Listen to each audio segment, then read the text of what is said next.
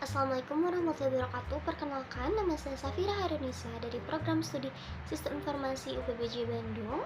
Saat ini saya sedang mengikuti mata kuliah struktur data yang diajarkan oleh Bapak Handi Setiawan, Magister Komputer. Dan dalam video kali ini saya akan mempresentasikan tugas praktik struktur data, di mana pada tugas kali ini mengharuskan saya untuk mengimplementasikan dua algoritma pencarian, yaitu sequential search dan juga binary search menggunakan bahasa pemrograman Java. Tentunya kedua algoritma pencarian ini memiliki perbedaan ya dalam cara bekerjanya gitu, bagaimana cara berfungsinya, dan apa sih perbedaannya. Untuk sequential search ini merupakan algoritma pencarian yang cara kerjanya itu dia akan memeriksa array suatu elemen yang di dalam array secara satu persatu, mulai dari indeks yang pertama hingga indeks yang terakhir. Sedangkan untuk binary search atau pencarian biner itu cara kerjanya itu dengan membagi array menjadi dua bagian, kemudian membandingkan elemen tengah dengan elemen yang terakhir. Dan untuk pengimplementasiannya langsung saja sebagai berikut. Pertama-tama saya akan membuka Visual Studio Code, kemudian saya akan membuat file dengan nama sequential search, kemudian saya akan menuliskan kodenya sebagai berikut.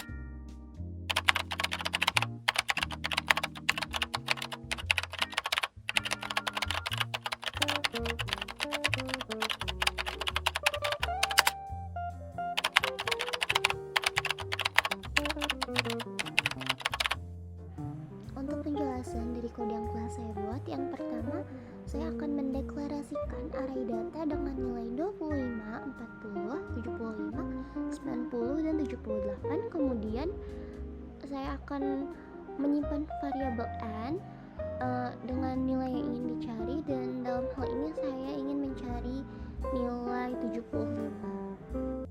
Kemudian saya akan menggunakan fungsi sequential search untuk mencari nilai n dalam array data, dan hasil pencarian ini akan disimpan dalam variabel result. Setelah pencarian selesai, akan dilakukan pengecekan apakah nilai yang dicari ditemukan atau tidak.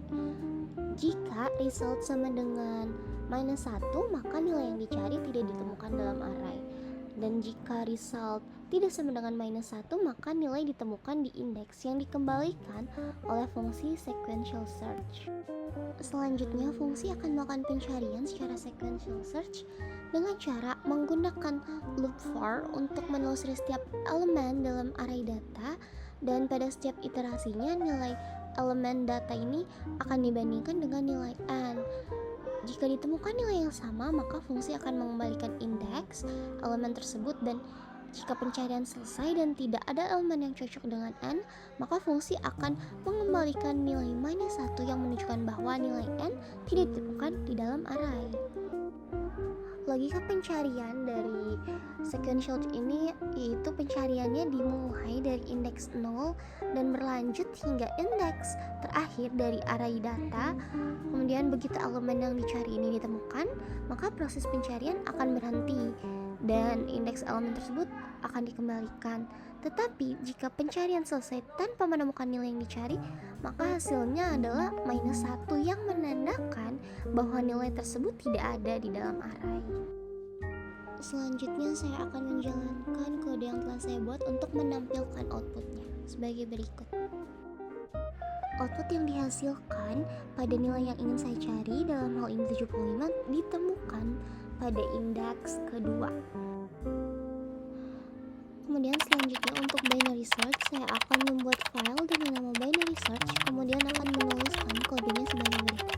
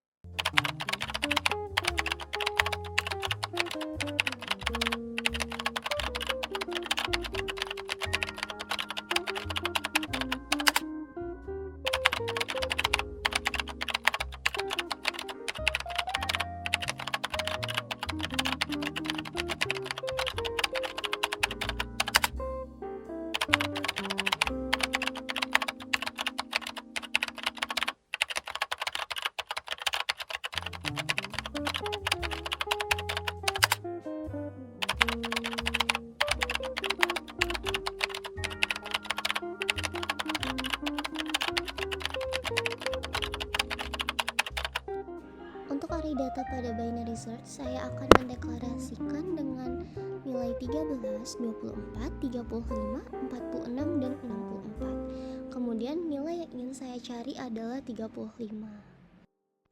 Kemudian fungsi binary search ini akan dipanggil menggunakan parameter data array yang sudah terurut dan juga n atau nilai yang ingin dicari.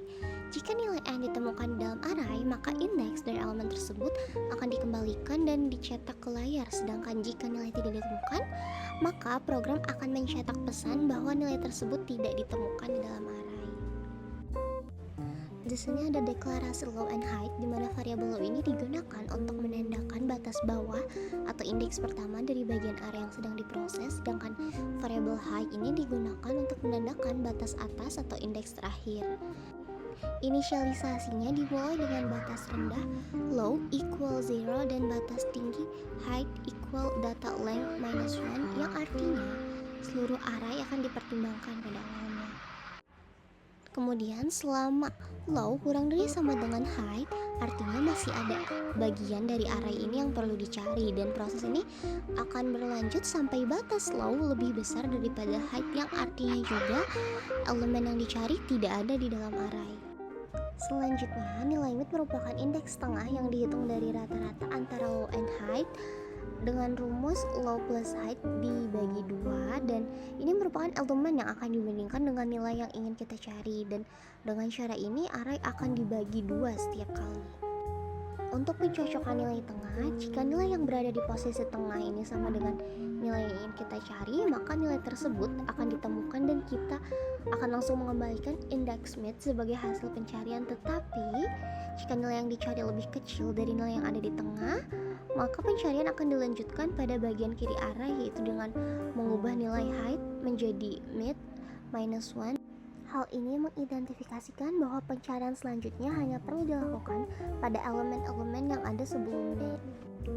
Kemudian jika nilai yang dicari lebih besar dari nilai yang ada di tengah, maka pencarian akan dilanjutkan pada bagian kanan array, yaitu dengan mengubah nilai low menjadi mid plus 1.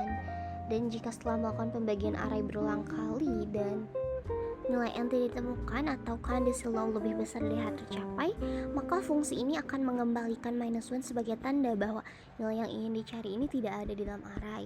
Dan untuk membuktikan outputnya, langsung saja sebagai berikut.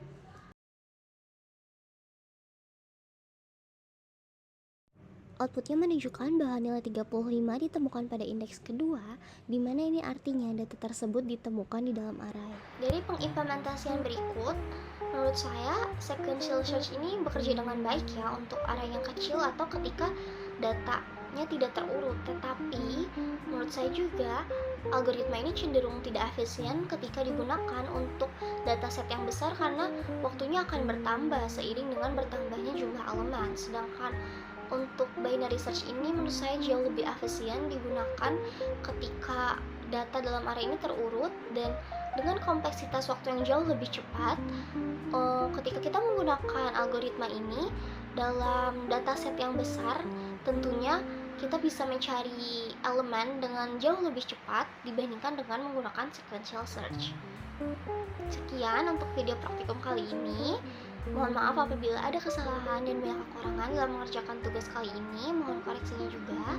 Terima kasih banyak telah menonton videonya sampai akhir.